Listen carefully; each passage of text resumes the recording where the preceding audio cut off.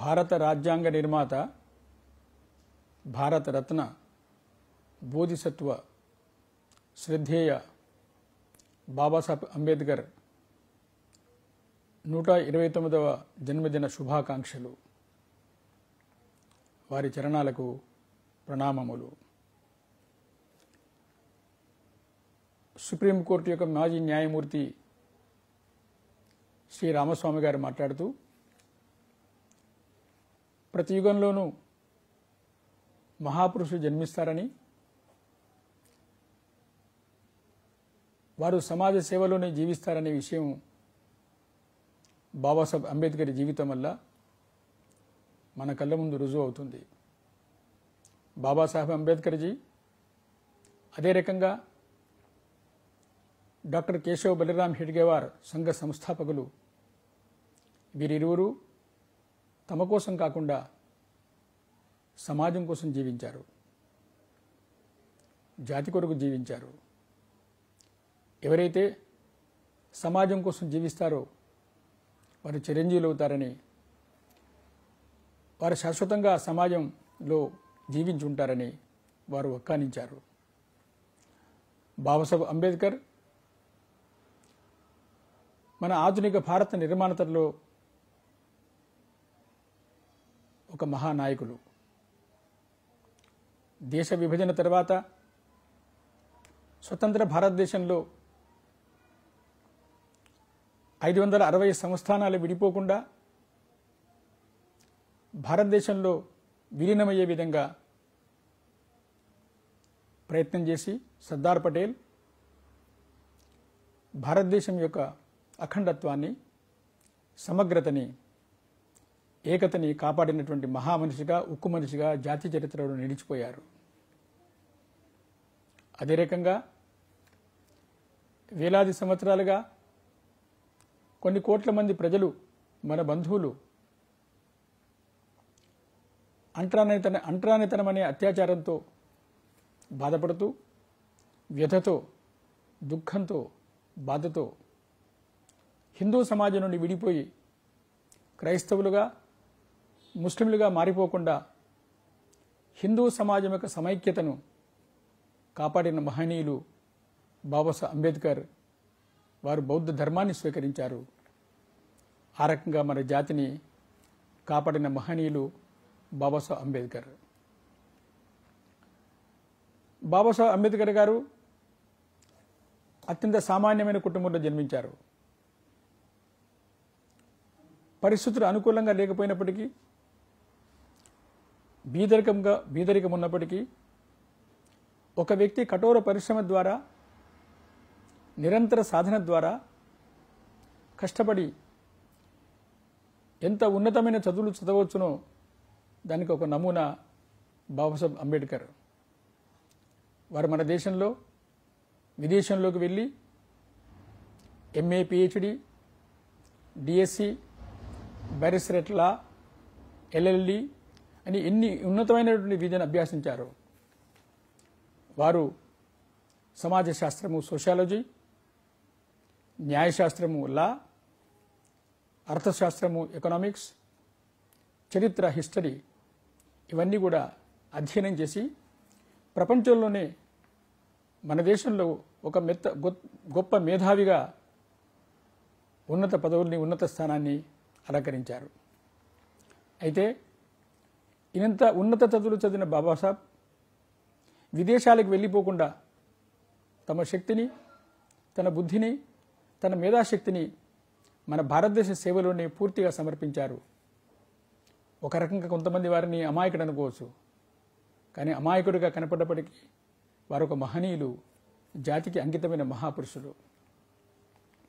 బాబాసాహెబ్ యొక్క యోగదానం మన దేశ చరిత్రలో ఒకటి, మన దేశానికి సేవ, మన దేశానికి రక్షణ, మన దేశానికి రాజ్యాంగ నిర్మాణ సభకి అధ్యక్షత వహించడము. రెండవది, మన సమాజంలో అనేక వేల సంవత్సరాలుగా అంటరానితనం అనేటువంటి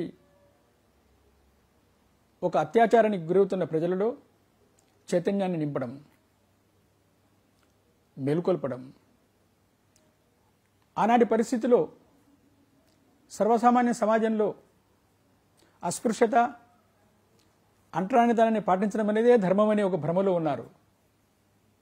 విచిత్రం ఏమిటంటే అంటరానితనాన్ని పాటించే వాళ్ళు మాత్రమే కాకుండా అంటరానితనం వల్ల బాధపడే ప్రజల మనసులలో కూడా ఇది అంటరానితనం నిజమైనదే, సత్యమైనదే అనేటువంటి భ్రమ ఉండిపోయింది. బాబాసాహెబ్ అంబేద్కర్ మూలంలోకి వీళ్ళు ఆలోచించారు. వారు చేసిన విశ్లేషణ ఏమిటంటే ఏనాడైతే భారతదేశంలో అంటరాని వాళ్ళుగా పిలువబడేటువంటి ఈ బీద ప్రజానికం చేతిలో నుండి అస్త్రశస్త్రాలని హరింపచేశారో, వారి చేతి నుండి ఆయుధాలని రహితులుగా చేశారో భారతదేశం స్వతంత్రాన్ని కోల్పోయింది. వారి చేతిలో ఆయుధాలు ఉన్నట్టయితే భారతదేశం ఈనాడు బానిస అయ్యేది కాదు. అంటే ఆ ప్రజలు దేశ నిర్మాణంలో, సమాజ నిర్మాణంలో భాగస్వాములు కాకుండా దూరంగా ఉంచబడ్డారు. అయితే 6 కోట్ల మంది ఆనాటి జనాభా ప్రకారంగా భారత ప్రజలలో ఒక చైతన్యాన్ని, ఒక మేలుకొలుపుని తీసుకొచ్చినటువంటి మహనీయులు ఒక రకంగా వారికి పునర్జన్మనిచ్చారు. 2,500 సంవత్సరాల క్రితము బుద్ధ భగవానుడు ఏ రకంగా పునర్జన్మను జాతికి ఇచ్చారో అదే రకంగా బాబాసాహెబ్ మళ్ళీ మన కోట్లాది మంది ప్రజలకి పునర్జన్మనిచ్చి జాతిని కాపాడారు. అయితే బాబాసాహెబ్లో ప్రత్యేకత ఏమిటి? ఈ పోరాటమంతా కూడా, ఈ సంఘర్షణ అంతా కూడా వారు శాంతియుతంగా చేశారు. హింసకు తావు లేకుండా చేశారు. మాతృభూమి పట్ల, మాతృదేశం పట్ల ప్రేమతో చేశారు. అటువంటి కరుణా హృదయులు డాక్టర్ బాబాసాహెబ్ అంబేద్కర్. వారి యొక్క దురదృష్టి చూసినట్టయితే 46వ సంవత్సరంలో రాజ్యాంగ నిర్ణాయక సభలో వారు మాట్లాడుతూ ఒక విషయాన్ని ప్రస్తావించారు. ఈనాడు అది మనం గుర్తు చేసుకునే అవసరం ఉంది, సందర్భోచితమైనది.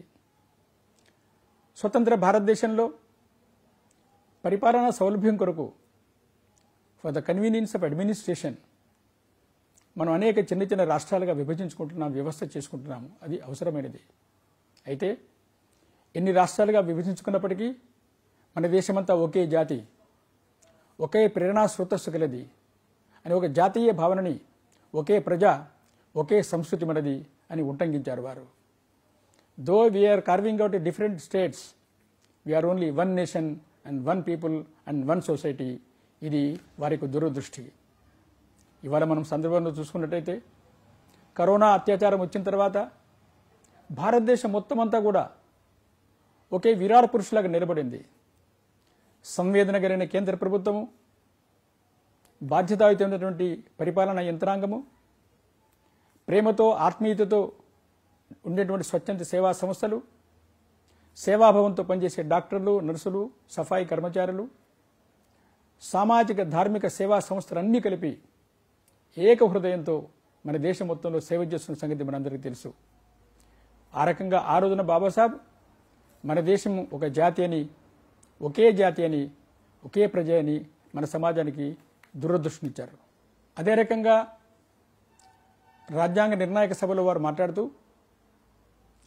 స్వతంత్ర భారతదేశంలో మనందరము వేరువేరు పార్టీలుగా, వేరువేరు సమూహాలుగా, వేరువేరు గ్రూపులుగా, ఒక్కొక్కసారి శత్రు శిబిరాలుగా ప్రవర్తిస్తున్నప్పటికీ నేను అందరి ముందు వాగ్దానం చేస్తున్నాను, రాబోయే రోజుల్లో వీటన్నిటిని అధిగమించి భారతదేశము అఖండమైన ఏకాత్మ సమాజంగా విలసిల్లుతుంది, అభివృద్ధి చెందుతుంది.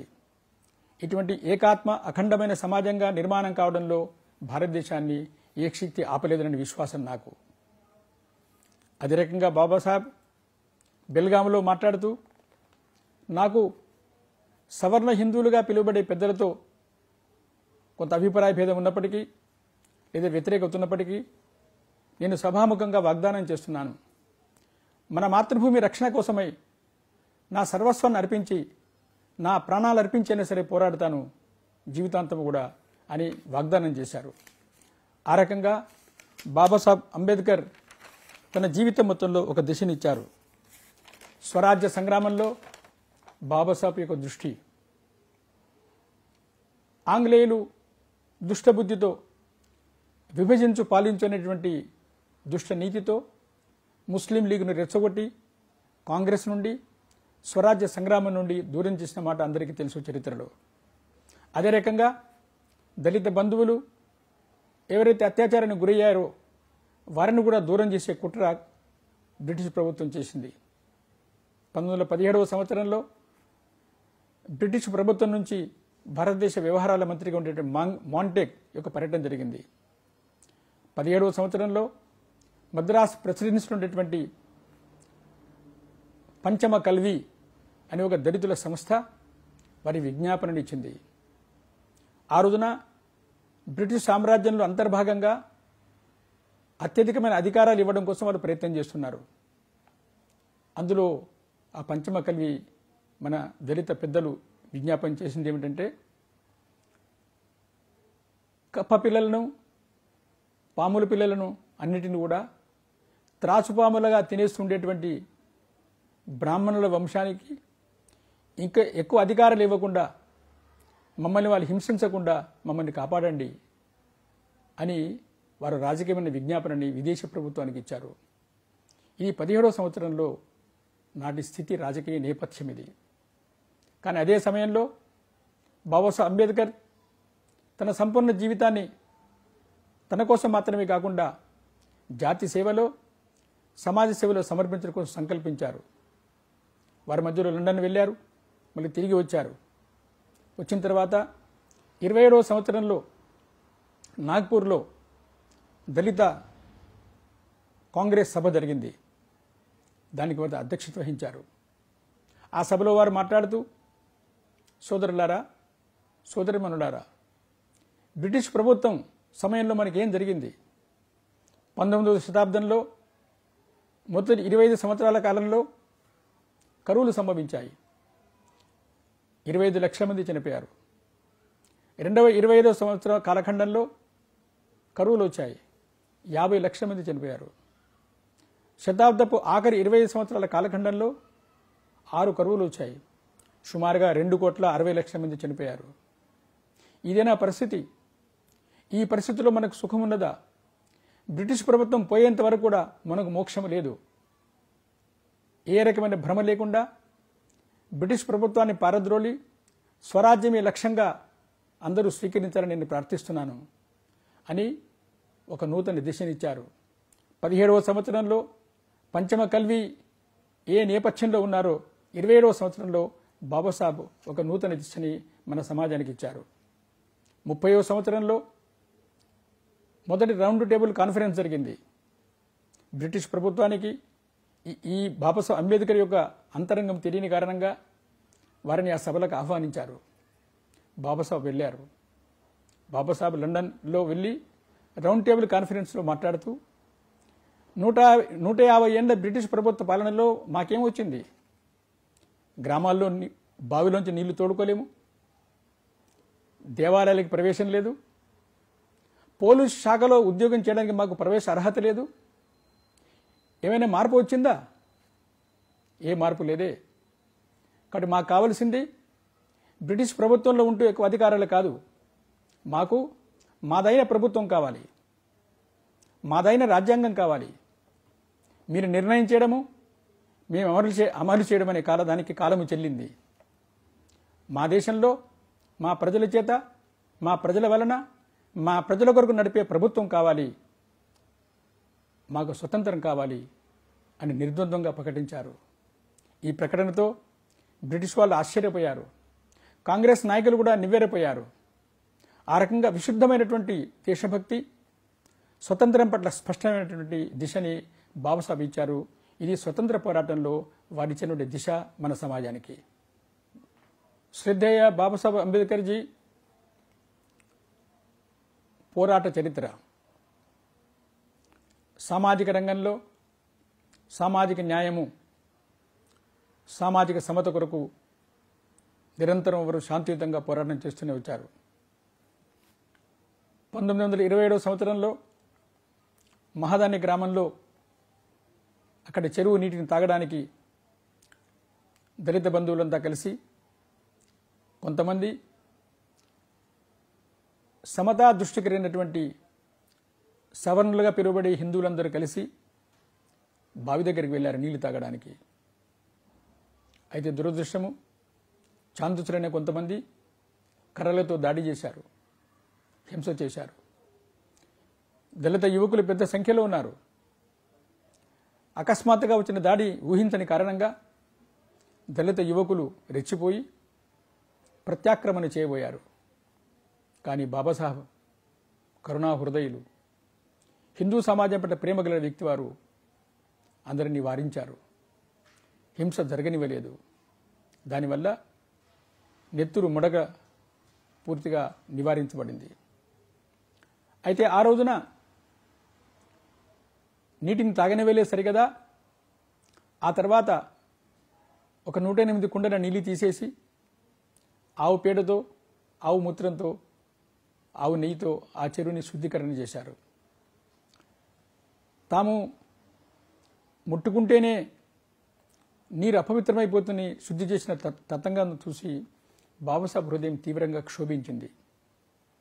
ఆనాడు జరిగినటువంటి ఈ నీటి యొక్క ప్రయత్నంలో ఒక సహస్రబుద్ధే, ఒక చిత్రే, ఒక టిప్నీస్ అనేటువంటి బ్రాహ్మణ కుటుంబానికి చెందిన వ్యక్తులు, శ్రేష్టమైన వ్యక్తులు కూడా ఉన్నారు. వారికి కూడా దెబ్బలు తగిలాయి. ఆ రకంగా ఆ రోజుల్లో బాబాసాహెబ్ సామాజిక న్యాయం కొరకు, సామాజిక సమత కొరకు, సామాజిక గౌరవం కొరకు అందరిని కలుపుకొని పోరాటం ప్రారంభం చేశారు. వారి చిన్నతనంలో పాఠశాలలో ఉన్నప్పుడు పెయింట్స్ అనే ఒక గురువుగారు రోజులు భోజనం తెచ్చే డబ్బాలోంచి వీరికి భోజనం తినిపించడము, ఇవన్నీ వారి మనసులో గుర్తున్నాయి.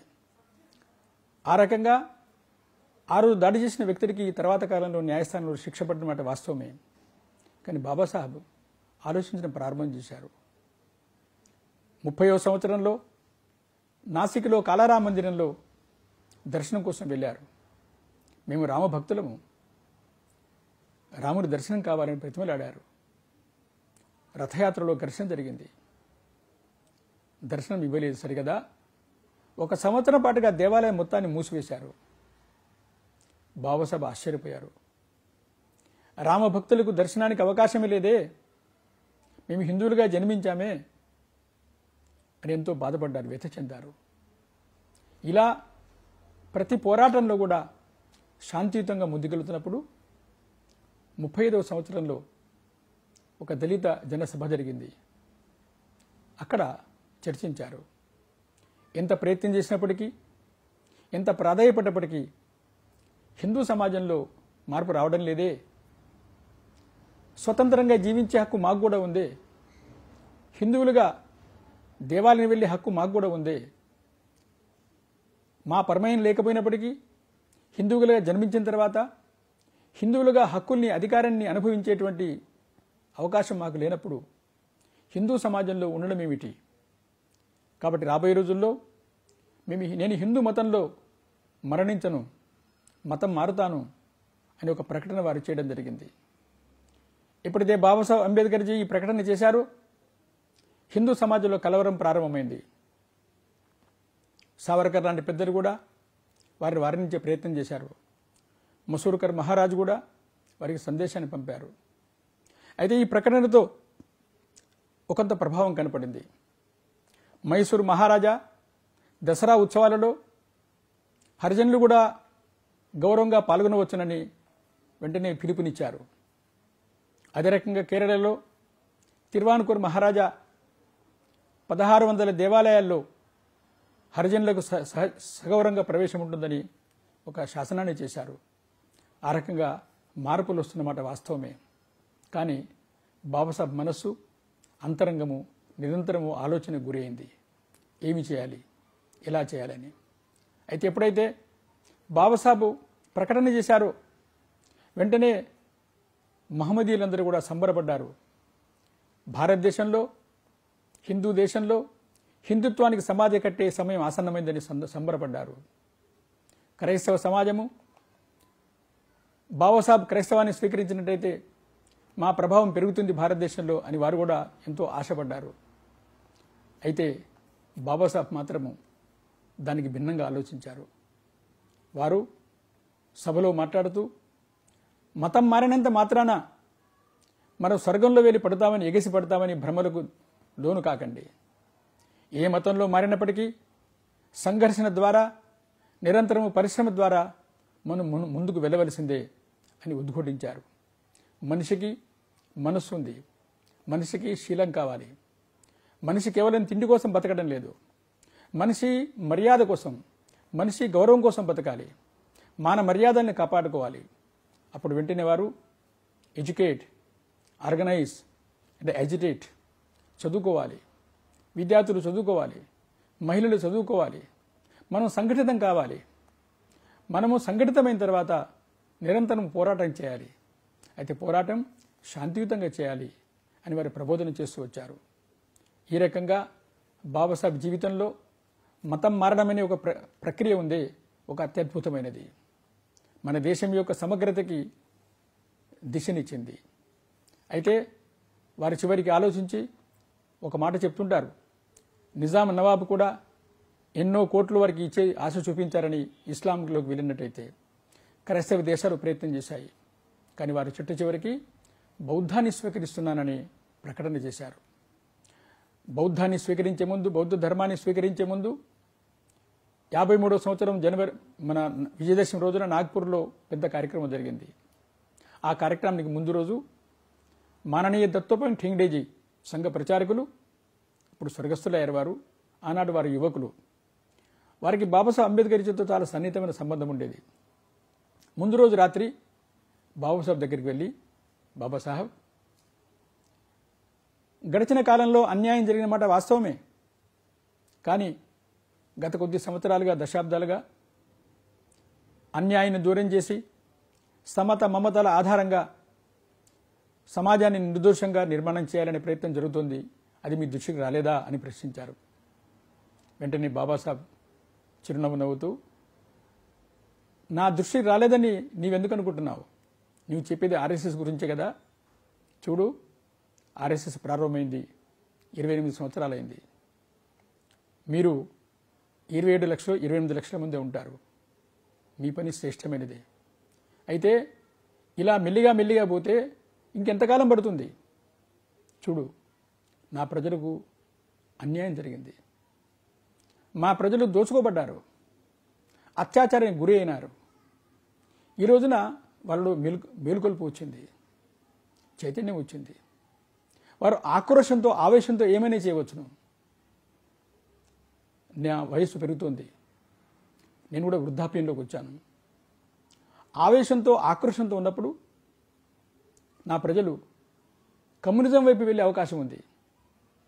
కమ్యూనిజం వైపు వెళ్ళినట్టయితే జాతీయతను కోల్పోతారు, రక్త రంజితమవుతుంది. కాబట్టి నేను వెళ్ళేలోగా నా ప్రజలకు ఒక దిశనివ్వాలి, దారినివ్వాలి అని నేను ఆలోచిస్తున్నాను. చూడు దత్తోపంత్ ఠింగ్డీ, ఒక విషయం గుర్తుంచుకో, సవర్ణ హిందువులుగా పిలువబడే హిందువులందరికీ కమ్యూనిజాన్ని మధ్యలో ఏ రకంగా గురూజీ గోల్వల్కర్ గారు అడ్డుగోడగా నిలిచారు, నా దళిత ప్రజలు కమ్యూనిజం వైపు వెళ్లకుండా వారిని ఆపడం కొరకు, జాతీయ జీవనంలో ఆపి ఉంచడం కొరకు నేను కూడా ఒక అభేద్యమైన గోడలాగా నిలబడ్డాను, ఇది గుర్తుంచుకొని చెప్పారు. ఆ తర్వాత వారు నాగపూర్లో బుద్ధం శరణం గచ్చామి, సంఘం శరణం గచ్చామి, ధర్మం శరణం గచ్చామి అని బౌద్ధ ధర్మాన్ని స్వీకరిస్తూ ప్రజలందరి ముందు ఒక విషయం చెప్పారు. నేను బౌద్ధ ధర్మాన్ని స్వీకరిస్తున్నాను. బౌద్ధ మతం ఈ భూమిలో పుట్టింది.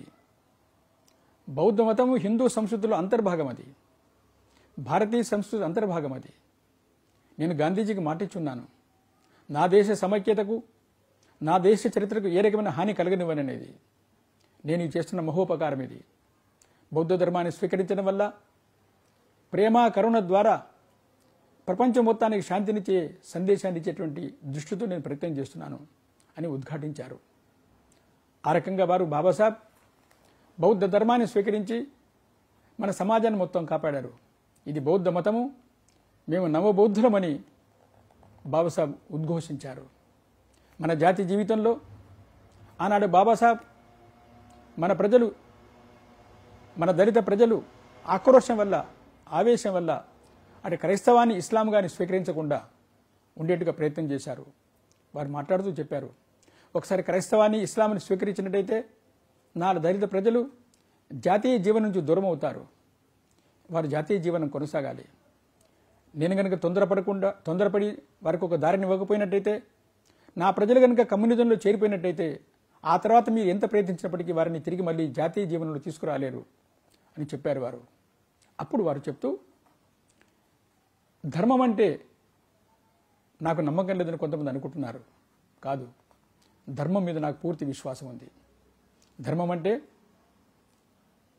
సమానత్వము, స్వతంత్రత, సౌభ్రాతృత్వము, ఈక్వాలిటీ, లిబర్టీ అండ్ ఫ్రెటర్నిటీ. ఈ మూడింటిని నేను ఫ్రెంచ్ విప్లవం నుంచి తీసుకోలేదు, తథాగత బుద్ధుడి నుంచి తీసుకున్నాను. అయితే సమానత్వము, సౌభ్రాతృత్వము, స్వతంత్రము, ఈ మూడింటిలో ప్రధానమైనది సౌభ్రాతృత్వము, బ్రదర్హుడ్, సోదరభావము, రక్త సంబంధము. బాబాసాహెబ్ అన్నారు, ఒకసారి రక్త సంబంధం జాగృత అయినట్టయితే ఆ సౌభ్రాతృత్వం ద్వారా, ఆ సోదరభావం ద్వారా సమానత్వము కాపాడబడుతుంది, స్వతంత్రత కాపాడుతుంది. ఇదే నిజమైన ధర్మము, ఇదే నిజమైన మానవ ధర్మము. ధర్మము లేకుండా మనిషి పశువు అయిపోతాడు, శీలము లేని మనిషి రాక్షసుడైపోతాడు. ఇక్కడ విద్య, వినయము, శీలము, ధర్మం పట్ల భక్తి, శ్రద్ధ కలిగి ఉండాలి. నాకు కావలసింది నిజమైన ధర్మము, స్వచ్ఛమైన ధర్మము, సత్యమైన ధర్మము. ఏ ధర్మమైతే మానవుని మానవుడిగా చూస్తుందో, ఏ ధర్మమైతే మానవుడికి సామాజిక న్యాయం ఇస్తుందో, సామాజిక గౌరవం ఇస్తుందో, ఆర్థిక న్యాయం ఇస్తుందో అటువంటి ధర్మం కావాలి. అదే నిజమైన ధర్మంగా బాబాసాహెబ్ ఆ రోజున మన సమాజం ముందుంచారు. ఆ తర్వాత బాబాసాహెబ్ దీనికి ముందే మన హిందూ సమాజం పట్ల వ్యథ చెంది కుల నిర్మూలన అనే పుస్తకం రాశారు. అందులో బాబాసాహెబ్ రాస్తూ వ్యథ చెందుతూ అసలు భారతదేశంలో ధర్మాన్ని మరిచిపోయారు. భారతదేశానికి, హిందూ సమాజానికి ఓ నూతన స్మృతి కావాలి. ఏ నూతన స్మృతి అయితే సోదర భావం మీద ఆధారపడుతుందో, సామాజిక న్యాయం మీద ఆధారపడుతుందో అటువంటి స్మృతి కావాలని బాబాసాహెబ్ రాశారు.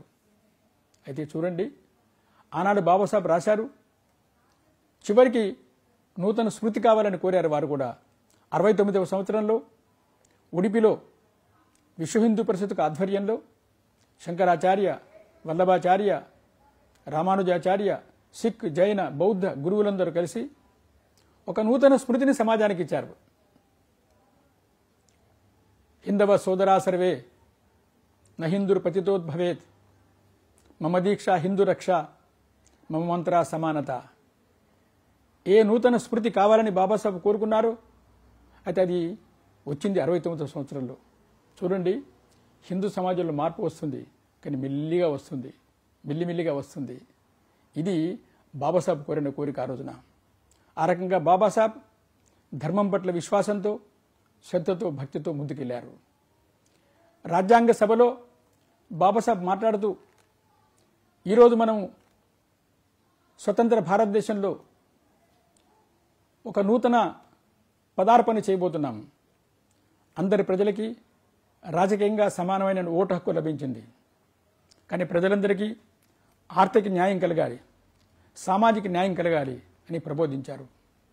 అలాగే బాబాసాహెబ్ మాట్లాడుతూ రాజ్యాంగ సభలోనే 49 సంవత్సరంలో మన దేశంలో ఒకనాడు జయచంద్రుడు లాంటి వ్యక్తుల వల్ల మనం స్వతంత్రాన్ని కోల్పోయాము. మళ్ళీ రాబోయే రోజుల్లో రాజకీయ పార్టీలు, ముఠాలు, సమూహాలు తమ వ్యక్తిగత కులం ఆధారంగా, నిహిత స్వార్థం ఆధారంగా ప్రవర్తించినట్టయితే, వ్యక్తి పూజనే పరమార్థంగా ఉన్నట్టయితే ఎప్పటికైనా స్వతంత్రాన్ని కోల్పోయే అవకాశం ఉంది. మన సమాజం అంతా కూడా కులము, కులాంతర భేదము అని భేదభావాలు మరిచిపోయి ఒకే సమాజంగా, ఒకే జాతిగా మనగలిగినప్పుడు మన సమాజం అభివృద్ధి చెందగలుగుతుంది అని ఉద్బోధించారు. అదే రకంగా బాబాసాహెబ్ కార్మిక మంత్రిగా ఉన్నప్పుడు వారి దృష్టి ప్రారంభం నుంచి కూడా మహిళలు చదువుకోవాలి, మహిళలు అభివృద్ధి చెందాలి, మహిళలే మన జాతి ప్రగతికి ఆధారము, మన జాతి యొక్క అభివృద్ధిని మనము మహిళల యొక్క వికాసం ద్వారా కొలవచ్చునని చెప్తూ వచ్చారు. 42వ సంవత్సరంలో వారు కార్మిక మంత్రిగా ఉన్నప్పుడు మహిళలకి, ప్రెగ్నెంట్గా ఉన్న మహిళలకి, గర్భిణీ ఉన్న మహిళలకి సెలవు, వాటికి మిగతా జీతము, అనేక విషయాల సదుపాయాలన్నీ కూడా బిల్లుని వారే ప్రవేశపెట్టి పాస్ చేయించారు. ఇది వారి యొక్క ఘనత. ఆ రకంగా మహిళా అభ్యుదయం కోసం ప్రయత్నం చేశారు వారు. దళిత మహిళలు సమావేశాలు వారు పాల్గొంటూ మీరు చదువుకోవాలి, మీ పరాయి పురుషులు వ్యసనానికి లోను కాకుండా వారిని కాపాడాలి, కుటుంబం యొక్క ఆర్థిక స్థితిని కాపాడుకోవాలి, మీ బట్టలు చిరిగిపోయి ఉండొచ్చు కాక కానీ వాటిని పరిశుభ్రంగా వాడుకోవాలి, కట్టుకోవాలి అని చెప్తూ పరిశుభ్రత, విద్య, చైతన్యము, ఆర్థిక స్వాతంత్రము, రాజకీయ స్వాతంత్రము, అధికారాన్ని మనం కూడా పొందాల్సిన అవసరం ఉంది అనే విషయాన్ని ప్రకటించారు మహిళల ముందు బాబాసాహెబ్ అంబేద్కర్జీ. స్వతంత్ర భారతదేశంలో సంస్కృత భాష అధికార భాషగా చేయాలని బాబాసాహెబ్ ప్రతిపాదించారు. కేస్కర్ అని ఒక మంత్రి, నసీరుద్దీన్ అహ్మద్ అని ఇంకొక మంత్రి వారిని సమర్థించారు. బాబాసాహెబ్ అన్నారు, భారత జాతి యొక్క భారతదేశ ప్రగతి ఆధారము సంస్కృత భాష. సంస్కృత భాషని అధికార భాషగా నిర్ణయించి ఒక 5-10 సంవత్సరాల పాటుగా తాత్కాలికంగా ఒక పర్యాయ భాషగా ఆంగ్ల భాషను వాడుకోవచ్చునని వారు ప్రతిపాదించారు. ఆనాడు పెద్దలు అంగీకరించలేదు, ఆ విషయం వేరది. ఆ రకంగా బాబాసాహెబ్ ఒక కరుణామూర్తిగా మన సమాజాన్ని సేవిస్తూ వచ్చారు. అటువంటి బాబాసాహెబ్కి రాజ్యాంగ నిర్ణాయక సభ సమయంలో వరుసగా సమావేశాలు జరుగుతున్నప్పుడు ఒత్తిడికి గురైన కారణంగా ఆరోగ్యం దెబ్బతింటుంది. వారి ఇంట్లో అనారోగ్యంతో బాధపడుతున్నప్పుడు పూజనీయ శ్రీ గురూజీ గోల్వల్కర్ గారు, మన 2వ సరసంఘచాలక్ గారు వెళ్ళి వారిని ఇంటి దగ్గర పరామర్శిస్తారు. బాబాసాహెబ్ డాక్టర్ హెడ్గేవార్జీ ఉండగానే ఒకసారి మకర సంక్రాంతి ఉత్సవంలో పాల్గొంటారు మన పూనాలో. సుమారుగా 39వ సంవత్సరంలో డాక్టర్జీ స్వయంగా ఉంటారు. ఉత్సవంలో పాల్గొన్న తర్వాత బాబాసాహెబ్ అంబేద్కర్జీ డాక్టర్జీని ప్రశ్నిస్తారు.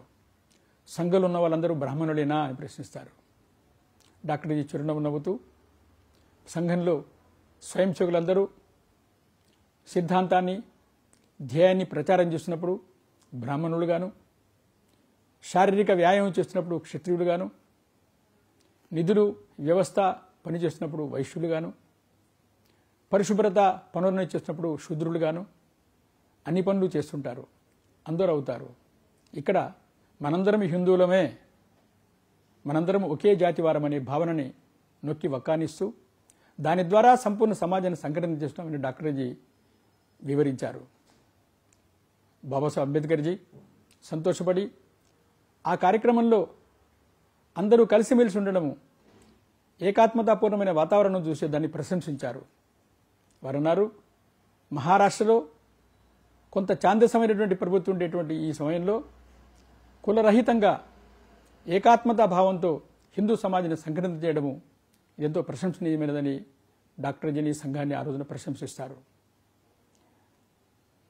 1962వ సంవత్సరంలో బాబాసాహెబ్ అంబేద్కర్జీ యొక్క 73వ సంవత్సరం జన్మదినం జరుగుతుంది. ఆ సందర్భంగా పూజనీయ గురూజీ ఒక సందేశాన్ని ఇస్తారు. శ్రద్ధేయ బాబాసాహెబ్ అంబేద్కర్ మన జాతి జీవితంలో కోట్లాది మంది ప్రజలు సగౌరవంగా, ఆత్మగౌరవంగా, సామాజిక న్యాయంతో సామాజిక ఆర్థిక పరంగా జీవించే విధంగా మేలుకొల్పడము వారు చేసిన మహనీయమైన కార్యం ఇది.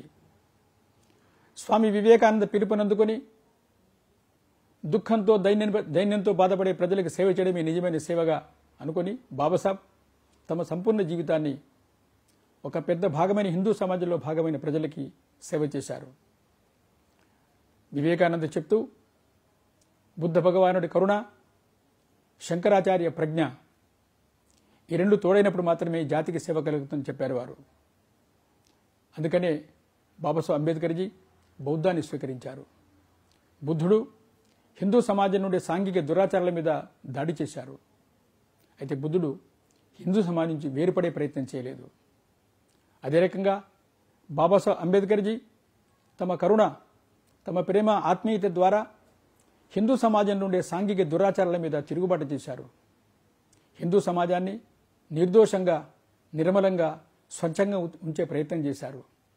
బాబాసాహెబ్ మనసులో ఏ రకంగా బుద్ధుడు మన సంపూర్ణ సమాజాన్ని కాపాడే ప్రయత్నం చేశారో బాబాసాహెబ్ మనసులో కూడా వేరుపాటువాదం కాకుండా, విడిపోవడం కాకుండా సంపూర్ణ సమాజాన్ని అఖండంగా, అజేయంగా, ఆత్మీయంగా, ఏకాత్మతంగా ఉంచే ప్రయత్నం చేశారు.